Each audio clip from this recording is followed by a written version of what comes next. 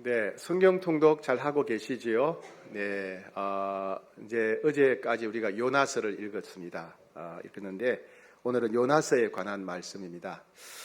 요나서는 다른 성경과 달리 좀 재미있고 웃기는 내용이 많지요, 그죠? 네, 재미있습니다. 그래서 요나서는 어린이들을 대상으로 하는 성경이나 또 설교나 또 만화 영화 이런데 주제로 요나서가 많이 사용됩니다.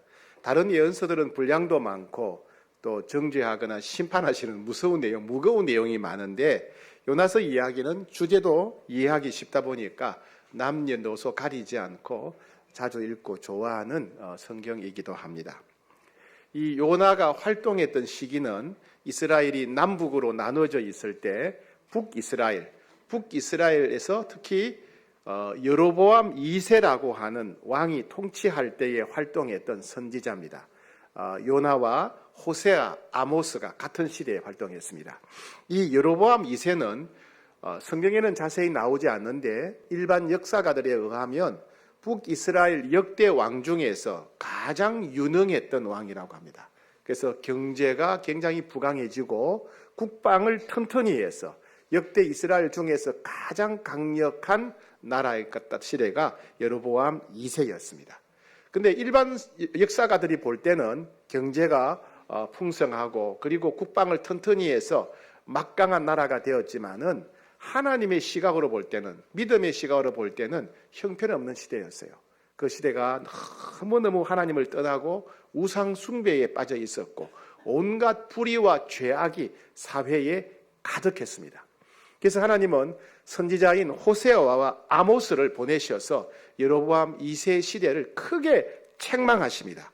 그리고 하나님의 심판, 우상 숭배와 불순종과 각종 죄로 인해서 하나님의 심판이 임박했다라고 경고하셨어요. 결국 호세아와 아모스 선지자의 경고대로 얼마 후에 그 당시 세계 최강대국이었던 아수르에 의해서 북이스라엘이 멸망하게 됩니다. 하나님은 아수르를 심판의 도구로 사용하셔서 북이스라엘을 심판하셨습니다. 그런데 하나님은 선지자 요나에게 아수르의 수도인 니느웨에 가서 그들을 구원할 복음을 전하라라고 하는 명령을 주셨습니다.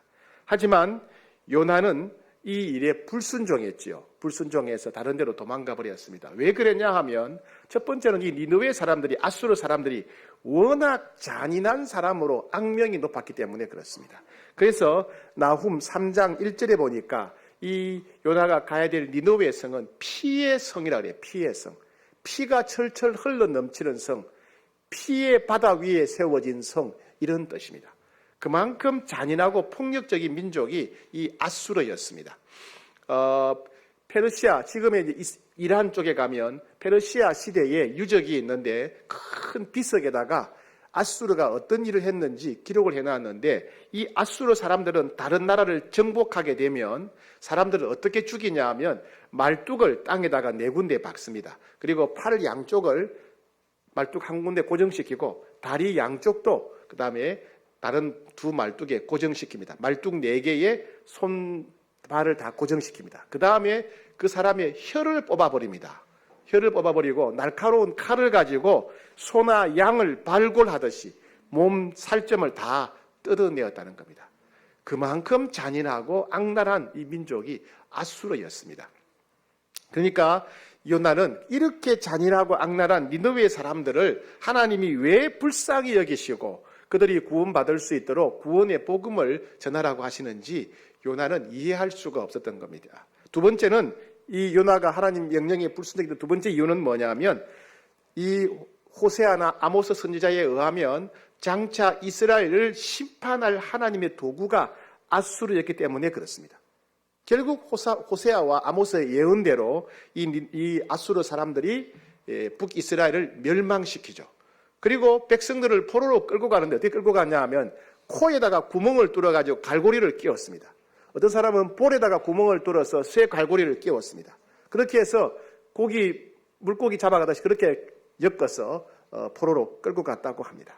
그리고 온 민족, 온 가족들이 다 흩어져서 약 50개 나라에 흩어져서 또 살아야 했습니다. 그만큼 이 잔인하고 무서운 나라인 이 아수르에게 왜 복음을 전해야 되는지 요나는 받아들일 수가 없었고 그래서 불순종했던 것입니다.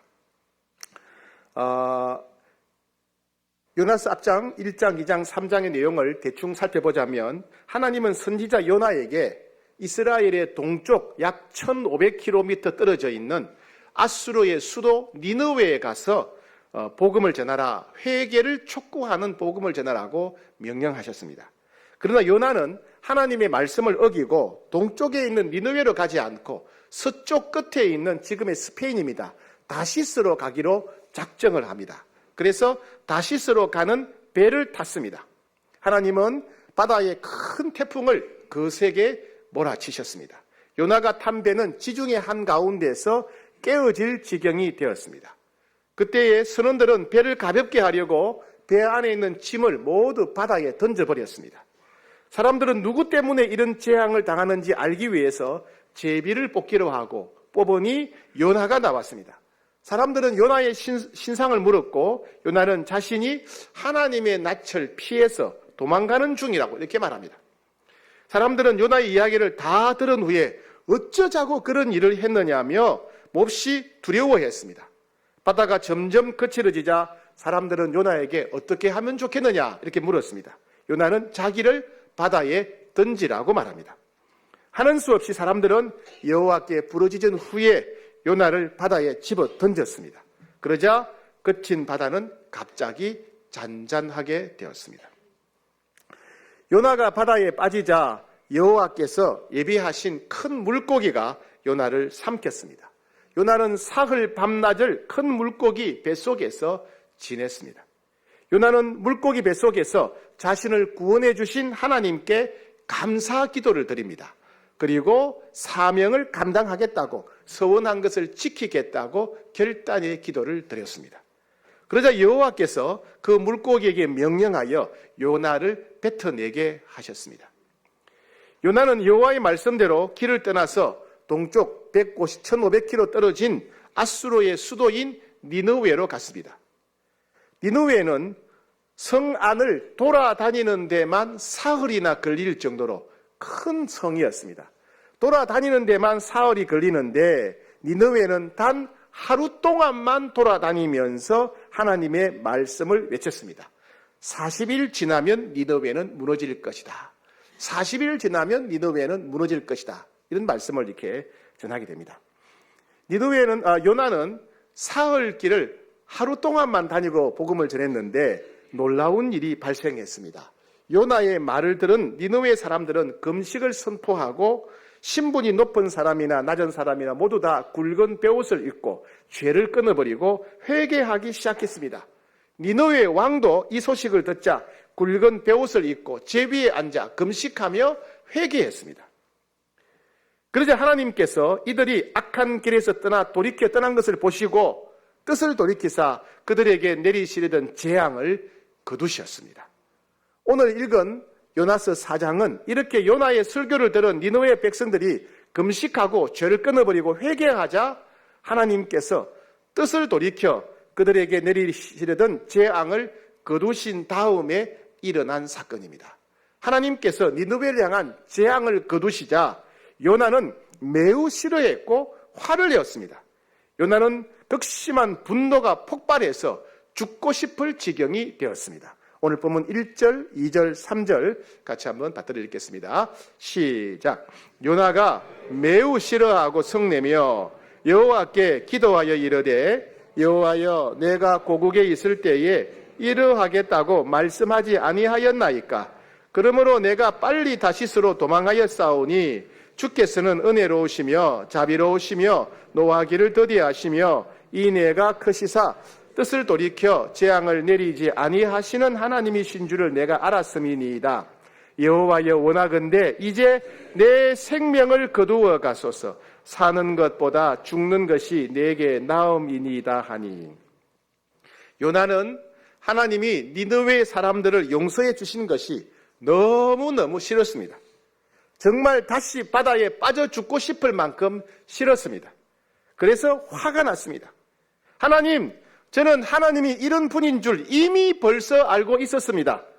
하나님이 저에게 니느웨로 가라고 하셨을 때 하나님이 이런 분인 줄 미리 알았기 때문에 제가 안 가려고 했던 것입니다. 그래서 다시스로 도망갔습니다. 하나님은 은혜로우시며 자비로우시며 노하기를 더디하사 인애가 크시사 뜻을 돌이켜 재앙을 내리지 아니하시는 하나님이신 줄을 제가 알았습니다. 니느웨 사람들이 모든 죄를 용서받고 하나님의 심판을 당하지 않는 꼴을 보노니 차라리 죽고 싶습니다. 하나님, 제가 이런 꼴을 보지 않도록 제 목숨을 거두어 가십시오. 이렇게 하나님 앞에 화가 나서 막 대들고 따졌습니다. 그런데 하나님께서는 요나를 부드럽게 타이르셨습니다. 4절 말씀입니다. 4절 시작. 여호와께서 이르시되 네가 성내는 것이 옳으냐 하시니라. 예, 참 하나님은 부드러운 분이시죠, 그죠? 요나는 하나님 앞에 억울하다고 원망하며 대들고 막 따지는데 심지어는 막 차라리 바다에 빠져 죽고 싶습니다 이렇게 하는데 하나님 요나를 꾸짖거나 벌 주지 않으셨어요, 그죠? 부드럽게 타이르시고 그리고 질문을 통해서 요나 스스로가 깨닫도록 도와주십니다. 참 하나님은 오래 참는 하나님이십니다. 할렐루야. 우리 하나님은 오래 참는 하나님, 예, 우리 죄에 대해서, 우리의 부족함에 대해서 오래 참으시는 하나님, 그리고 우리를 불쌍히 여기시는 하나님이십니다. 4절에 하나님께서 이르시되 네가 성내는 것이 옳으냐라고 이제 요나에게 질문하셨어요. 아니 요나야, 네가 왜 이렇게 화를 내느냐? 네가 이렇게 화를 낼 만한 이유가 있느냐? 악한 니느웨 사람들이 너의 설교를 듣고 회개하기에 내가 저들을 용서해 주었는데 왜 나에게 화를 내느냐? 요나야, 네가 나에게 화를 내는 것이 옳으냐?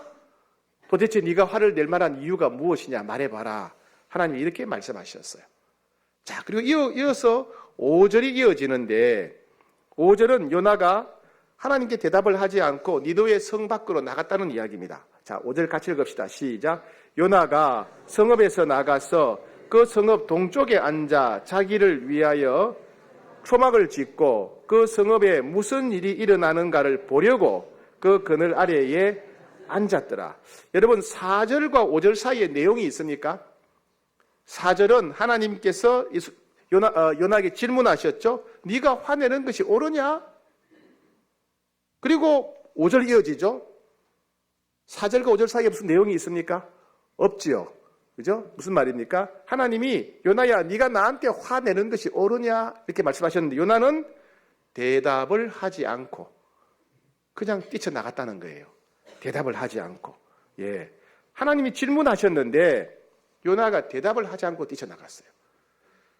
여러분들은 그런 경험이 있을지 모르겠는데 부부 싸움을 하다가 여러분 그런 경험 없죠? 한쪽이 화가 난다고 문 꽝 닫고 나가버릴 때가 있죠. 아, 여러분들은 모르시죠? 그런 거. 그죠? 모르려고. 아이들은 그런 때 있죠. 아이들도 싸우다가 기분 나쁘면 문 꽝 닫아버리고 말 안 해. 그러고 나가버리잖아요. 그죠? 딱 그런 모습인 거예요. 그런 모습. 예. 하나님이 질문하셨는데 하나님께서 질문하신 것에 대해서 대답을 하지 않고 그냥 말없이 나가버린 거예요. 하나님에 대한 원망, 하나님에 대한 불평하는 마음이 가득했다는 겁니다. 네. 그러면 요나는 또 나가서 뭘 했을까요? 요나는 비록 자기가 복음을 전했지만은 니느웨 사람들이 비록 회개했지만은 이 사람들은 워낙 악한 사람들이기 때문에 틀림없이 하나님께서 이들에게 벌을 내리실 것이다. 지금은 니느웨 사람들이 회개하는 척하니까 하나님이 용서해 주셨지만은 저 니느웨 사람들은 워낙 악독한 사람들이라서 하나님이 분명히 다시 저 사람들을 심판하실 것이다. 그래서 소돔과 고모라처럼 유황불이 내릴 것이다. 그래서 그걸 보려고 저놈들이 멸망하는 걸 봐야지 작정을 하고 니느웨 성 밖에 나가서 근처에 있는 동쪽으로 가보니까 높은 언덕이 있는 거예요. 그 언덕에 올라가서 나무를 모아가지고 초막을 하나 지어놓고 니느웨를 이렇게 쳐다보고 있는 거예요. 저놈들 언제 죽나, 언제 멸망하나, 유황불이 언제 떨어지나 이렇게 지켜보고 있는 거예요. 하나님이 분명히 용서하셨는데 틀림없이 하나님이 다시 저 사람들이 벌 내릴 거다. 하나님이 심판하실 것이다. 그리고 하나님이 니느웨를 멸망시키는 그 장면을 보려고 밖에 나가서 언덕 위에서 집을 지어놓고 이렇게 니느웨 성을 쳐다보고 있었다는 겁니다. 참 열심이죠. 그죠? 열정이죠. 막 뛰어나가가지고 주변을 돌아보고 어디 가야 니도의 성을 지켜볼 수 있을까? 아, 저기 동쪽 저기 좋겠다. 저 언덕에 올라가서 보니까 이거보다 더 높은데 저기네. 저기 또 가는 거예요. 막 올라가서 막 주변에 나무를 모아가지고 집을 대충 지어놓고 그게 탁 자리 잡고 앉아서 딱 보고 있는 거예요. 예, 열심이죠. 우리도 이런 열심을 가질 수가 있어요. 열심히 땀 흘리며 뛰어다니는데 왜? 기분 나빠서. 왜? 시기 질투심 때문에. 왜? 내 생각대로 하고 싶어서, 내 마음대로 하고 싶어서, 내 편한 대로 하고 싶어서 그렇게 잘못된 열심을 낼 수도 있다는 것을 보여줍니다. 자, 그런데 요나는 이었고 박넝쿨 사건이 벌어집니다. 박넝쿨 때문에 너무 기뻐하고 박넝쿨 때문에 죽으려고 했습니다. 먼저 6절은 요나가 박넝쿨 때문에 크게 기뻐했다는 걸 보여줍니다. 자, 6절 말씀 같이 읽겠습니다. 시작. 하나님 여호와께서 박넝쿨을 예비하사 요나를 가리게 하셨으니 이는 그의 머리를 위하여 그늘이 지게 하며 그의 괴로움을 면하게 하려 하심이었더라. 요나가 박넝쿨로 말미암아 크게 기뻐하였더니 하나님은 광야 높은 언덕 위에서 초막을 짓고 니느웨가 망하기를 지켜보고 있는 요나를 위해서 박넝쿨을 준비하셨습니다. 박넝쿨이 갑자기 무럭무럭 자라서 초막을 지붕처럼 막 덮어버립니다. 그러니까 뜨거운 햇빛을 피할 수 있는 그늘이 생기게 된 겁니다. 뜨거운 햇빛 때문에 괴로웠던 요나는 박넝쿨 때문에 햇빛을 피할 수 있게 되자 너무너무 기뻐했습니다. 그냥 기뻐하는 것이 아니었어요. 여러분 6절 끝에 보세요. 요나가 박넝쿨로 말미암아 어떻게 기뻐했다고요? 크게 기뻐했다. 너무너무 기뻐했다. 너무 좋아했다. 크게 기뻐했다. 예, 불과 얼마 전까지는 하나님이 니느웨 사람들을 용서하시자 화가 머리 끝까지 나가지고 자기를 죽여달라고, 그죠? 자기를 죽여달라고 이런 꼴을 보느니 차라리 바다에 빠져 죽겠다고 그렇게 막 버럭버럭 화를 내고 하나님이 질문을 하셔도 대답도 하지 않고 도망가듯이 뛰쳐나갔던 요나의 모습과 지금은 박넝쿨 때문에 크게 기뻐하는 모습, 예, 너무 다르지요, 그죠? 너무 대조적인 모습이에요. 조금 전에는 그렇게 막 죽을 것 같이 하고 화가 막 폭발할 지경이었는데 지금은 너무 좋아하는 모습, 기뻐하는 모습이에요. 예. 근데 금방 요나는 박넝쿨 때문에 또 죽으려고 합니다. 7절, 8절 시작. 하나님이 벌레를 예비하사 이튿날 새벽에 그 박넝쿨을 갉아먹게 하심에 쉬더니라. 해가 뜰 때에 하나님이 뜨거운 동풍을 예비하셨고 해는 요나의 머리에 쪼임에 요나가 혼미하여 스스로 죽기를 구하여 이르되 사는 것보다 죽는 것이 내게 나으니이다 하니라. 네. 하나님은 벌레를 보내어서 밤사이에 벌레가 이 박넝쿨 밑줄기를 잘라서 먹게 합니다. 그러니까 밑줄기가 끊어져 버리죠. 이튿날 해가 뜨고 뜨거운 광야 바람이 불자 박넝쿨은 모조리 말라버렸습니다. 시들어버렸습니다. 초막 사이로 뜨거운 햇빛이 내리쬐자 요나는 머리가 뜨거워서 견딜 수가 없었습니다. 요나는 이렇게 뜨거운 햇빛 아래 사는 것보다 차라리 죽는 것이 더 낫겠다 싶어서 하나님께 자신을 죽여달라고 부르짖었습니다. 예. 자, 그리고 8절 보니까 해가 뜰 때에 하나님이 뜨거운 동풍을 예비하셨고 해는 요나의 머리에 쪼임에 요나가 혼미하여 스스로 죽기를 구하여 이르되 사는 것보다 죽는 것이 내게 나으니이다. 자기가 올라가 놓고 자기가 언덕 위에 올라가서 자기가 초막을 지어 놓고 사는 것보다 죽는 게 낫겠다 이렇게 말합니다. 네. 하나님은 요나가 자신을 돌이키고 하나님의 마음을 알 수 있도록 도와주십니다. 하나님은 요나에게 다시 질문을 하십니다. 요나가 박넝쿨 때문에 화를 내는 것이 옳은지 하나님께서 물으셨습니다. 9절입니다. 9절 시작. 하나님이 요나에게 이르시되 네가 이 박넝쿨로 말미암아 성내는 것이 어찌 옳으냐 하시니 그가 대답하되 내가 성내어 죽기까지 할지라도 옳으니이다 하니라. 예, 하나님이 요나에게 요나야 네가 이 박넝쿨 때문에 화를 내는 것이 옳으냐? 아니 네가 왜 나에게 이렇게 화를 내느냐? 네가 이렇게 화를 낼 만한 이유가 있느냐? 이렇게 물으셨어요. 요나는 뭐라고 답하죠? 요나는 박넝쿨이 죽었기 때문에 화가 나서 죽을 지경입니다. 이렇게 대답합니다. 9절 끝에 보니까 그가 대답하되 내가 성내어 죽기까지 할지라도 옳으니이다. 4절에서는 대답도 안 했는데 여기는 대답을 합니다. 하나님, 제가 너무 화가 나서 이 자리에서 확 죽어버리고 싶습니다. 이런 말이에요. 얼마나 화가 나는지 하나님 여기서 그냥 확 죽어버리고 싶습니다. 그만큼 속상하고 억울하고 괴롭다는 말씀이죠. 그래서 하나님께서 요나가 스스로 자기 마음을 살필 수 있는 기회를 주십니다. 자, 10절 말씀, 10절 시작. 여호와께서 이르시되 네가 수고도 아니하였고 재배도 아니하였고 하룻밤에 났다가 하룻밤에 말라버린 이 박넝쿨을 아꼈거든. 하나님께서 요나가 박넝쿨로 인해서 기뻐하는 것이 이상하다는 것을 일깨워 주십니다. 첫 번째, 이 박넝쿨은 요나가 심은 게 아니에요. 요나가 물을 주고 키워온 게 아니에요. 그러니까 요나하고 아무 상관이 없는 거죠. 박넝쿨이 살든 죽든 요나하고는 아무 상관이 없는 거예요. 요나야, 네가 심은 게 아니지 않느냐? 네가 물 주고 키웠느냐? 박넝쿨은 너하고 아무 상관이 없지 않느냐? 박넝쿨이 잘 자라든 시들어 말라 죽든 너하고 아무 상관이 없는 것이지 않느냐? 그런데 왜 그렇게 이것 때문에 기뻐하고 이것 때문에 그렇게 죽을 듯이 괴로워하느냐? 이 박넝쿨은 하루아침에 피었다가 저녁에 시드는 하루살이 같은 게 아니냐? 정말 하루살이 같은 이 박넝쿨을 왜 그렇게 귀하게 여기고 그렇게 기뻐하고 그렇게 죽을 만큼 괴로워하느냐? 하나님께서 질문을 하십니다. 네가 심지도 않은 박넝쿨을 그렇게 귀하게 여기고 그리고 아침에 피었다가 저녁에 지는 하루살이 같은 박넝쿨 때문에 그렇게 네가 괴로워하는데 그러면 나도 니느웨 사람들을 향해서 그렇게 괴로워하고 슬픈 마음을 가지는 게 당연하지 않겠느냐? 이렇게 하나님께서 질문을 하셨어요. 자, 11절 시작. 하물며 이 큰 성읍 니느웨에는 좌우를 분별하지 못하는 자가 12만 명이요 가축도 많이 있나니 내가 어찌 아끼지 아니하겠느냐 하시니라. 네가 박넝쿨조차 소중히 여겼다면 내가 이 니느웨 사람들을 아끼는 것이 당연하지 않느냐 이런 말씀이에요. 요나야, 너는 이 박넝쿨을 키운다고 수고한 것이 없지 않느냐?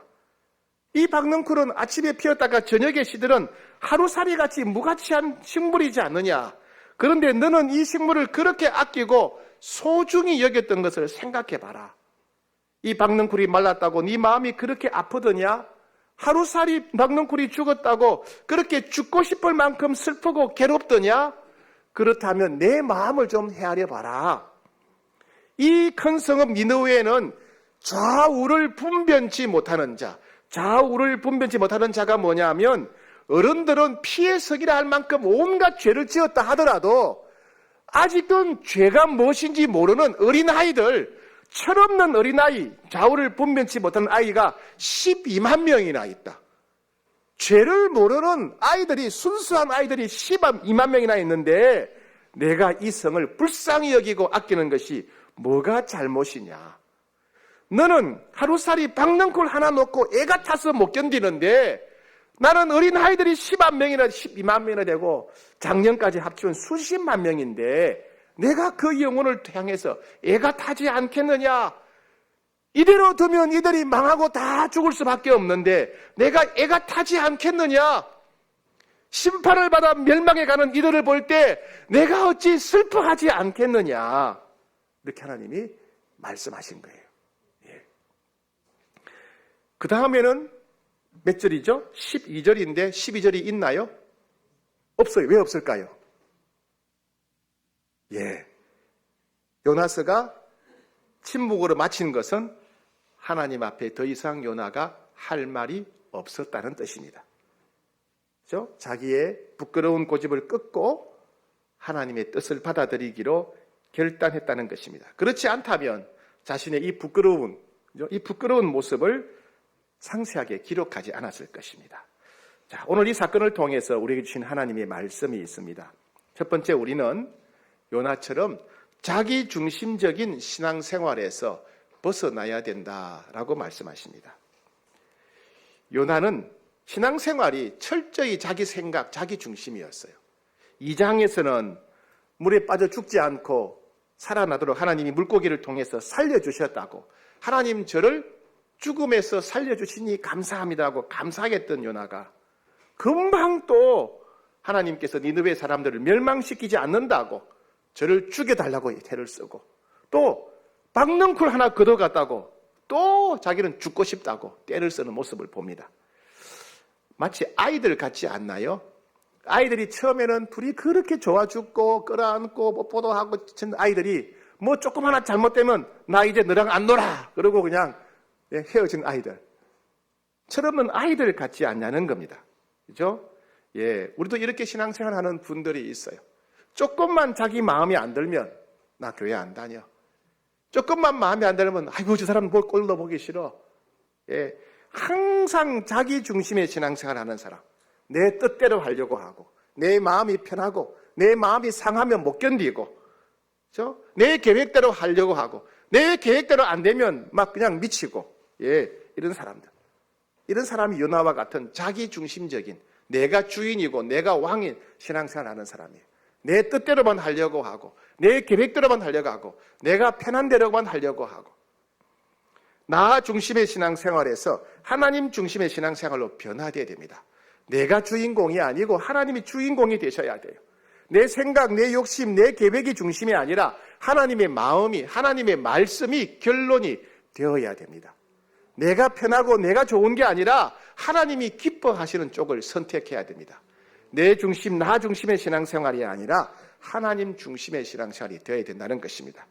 그렇게 여러분 하나님 중심의 신앙생활로 변화되기를 축복합니다. 두 번째, 우리는 하나님이 우리의 최고의 기쁨, 감사 제목이라는 사실을 알아야 됩니다. 예, 요나는 박넝쿨 하나 때문에 그렇게 기뻐하다가 박넝쿨이 죽자 그렇게 화를 내면서 죽으려고 합니다. 박넝쿨 하나 때문에 기뻐하고 박넝쿨 하나 때문에 괴로워합니다. 여러분 돌아보면 우리 주변에는 이런 박넝쿨이 얼마나 많습니까? 좀 이따가 이제 산모에 마치고 주방에 식사하러 가시겠죠? 옆 사람은 보니까 고기 덩어리를 주는데 나는 고기가 없어요. 교회가 이럴 수가 있나? 교회가 이럴 수가 있나? 이런 차별적인 교회는 안 나가겠다. 저 사람은 떡을 3개 주고 왜 나는 2개만 주냐고. 그게 박넝쿨이에요, 박넝쿨. 예. 사랑방 모임에 좀 늦게 갔더니 자기들끼리만 식사를 다 하고 설거지 끝내버렸네. 나에게는 밥 먹으냐 물어도 안 보내요. 세상에 먹는 거 가지고 장난친다고. 먹는 거 가지고 장난치는 사람은 상종하지 않겠다고. 사랑방에 안 나가. 예. 밥이 박넝쿨이에요, 박넝쿨. 예, 박넝쿨이에요. 주일날 교회 오는데 안내위원들이 부지런히 인사하는데 인사하다 보면 또 모르는 사이 지나갈 수 있잖아요. 왜 다른 사람한테 인사는 하고 나한테는 인사를 안 하지? 나를 무시하는구나. 내 가난하다고 무시하는구나. 예. 그 인사가 박넝쿨이에요, 박넝쿨. 예. 우리는 박넝쿨 때문에 기뻐하고 박넝쿨 때문에 분노할 것이 아니라 박넝쿨을 만드신 하나님 때문에 기뻐해야 돼요. 살아계신 하나님, 인자하신 하나님, 사랑과 긍휼이 무궁하신 하나님, 나와 함께 하시면 나를 돌보시는 그 하나님 때문에 항상 감사하고 항상 함께 하시는 하나님 때문에 기뻐하고 항상 그 하나님을 찬양하고 그 하나님을 앙망하는 삶을 살아야 되지 않겠습니까? 그런데 우리 오직 관심이 박넝쿨만 쳐다보고 있는 거예요. 왜 나는 떡이 2개지? 왜 나는 고기 안 줘? 왜 자기들끼리만 밥 먹어? 박넝쿨만 바라보니까 박넝쿨 같은 신앙생활을 하는 거예요. 항상 분하고 항상 억울하고 항상 괘씸한 거예요. 여러분 박넝쿨은 박넝쿨입니다. 예, 박넝쿨이 아니라 박넝쿨을 만드신 하나님은 바라보셔야 돼요. 하나님께 감사하고 하나님 때문에 기뻐하고 하나님 때문에 행복해하고 하나님만 계속 앙망하는 복된 여러분 되시기를 축복합니다. 세 번째는요, 우리는 하나님의 사랑의 깊이와 넓이를 헤아려야 됩니다. 요나는 이방인들에게 복음 전하기를 싫어했어요. 하나님은 이스라엘 백성들만 구원하기를 원하시는 것이 아니라 이스라엘 백성들을 심판하려는 적군인 이 아수르 사람들도 용서하고 구원하기를 원하셨어요. 하나님은 오늘 홍익교회에서 예배드리는 우리만 기뻐하시는 것이 아니라 교회 밖에서 술 먹고 싸우고 온갖 나쁜 짓 다 하는 사람들도 회개하고 하나님께로 돌아오기를 애타게 기다리시고 저들을 소중히 여기십니다. 근데 우리는 그 하나님의 마음을 모르고 차별을 하는 거예요. 저 사람은 예수 안 믿을 거야. 저 사람은 교회 가자 그러면 짜증내고 화낼 거야. 저 사람은 교회 가자 그러면 나를 무시할 거야. 아이고 저 인간 교회 온다면 내가 교회 안 나가야지. 우리 스스로 마음을 딱 닫고 있는 거예요. 저 사람은 초대하지 않아야지. 저 사람은 무슨 기도하지 않아야지. 이런저런 이유로 우리는 마음을 닫을 수가 있습니다. 여러분, 하나님이 불쌍히 여기신다면 우리도 불쌍히 여겨야 됩니다. 하나님이 저 영혼을 애타게 기다리신다면 우리는 저분들을 초청해야 되는 거예요. 초청해야 됩니다. 에스겔서 18장 43절 중에 이렇게 말씀하셨습니다. 나 주 하나님의 말이다. 악인이 죽는 것을 내가 조금이라도 기뻐하겠느냐. 사기꾼이고 강도라 할지라도 저들이 죽어 지옥 가는 것을 내가 기뻐하겠느냐. 기뻐하겠느냐. 아무리 저들이 날강로 사기꾼 도둑놈이라 하더라도 악인이 자신의 모든 길에서 돌이켜 사는 것을 내가 참으로 기뻐하지 않겠느냐. 저들이 회개하고 돌아와서 새 사람 되고 새 인생 살고 천국 백성 되는 거 내가 애타게 기다리지 않겠느냐. 그런 말씀입니다. 사랑하는 여러분, 하나님이 포기하지 않으신다면 우리도 포기해서는 안 됩니다. 오늘 행복한 초대 작정 주일입니다. 작정할 때 우리가 먼저 선을 그어서는 안 되겠습니다. 우리가 먼저 마음을 닫아서는 안 되겠습니다. 주님이 저들이 돌아오기를 슬픈 마음으로 눈물 흘리며 애타게 기다린다면 우리는 저들을 작정해야 되고 저들을 위해 기도하기를 포기해서는 안 되고 저들에게 선물도 주고 저들을 초대하고 저들을 손을 이끌고 예수님께로 데려와야 되겠습니다. 그렇게 하나님 마음을 시원케 드리는, 하나님 마음을 기쁘시게 드리는 여러분 되기를 축복합니다.